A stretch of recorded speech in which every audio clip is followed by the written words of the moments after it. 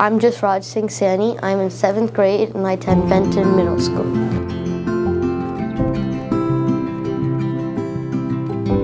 I did butter chicken because my family is from India and that's our home recipe, our family recipe, and we love making butter chicken because it shows off India.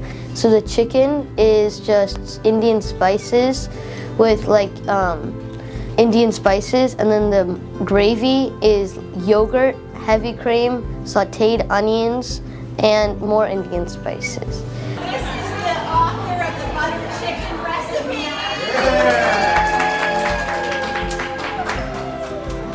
It was really cool actually seeing my butter chicken in the works, like everyone trying it, everyone enjoying it, and it was a super special moment for me, seeing everyone like eating the food our family's eating. It's gonna be really special seeing all my teachers, all my classmates, all my friends eating that food.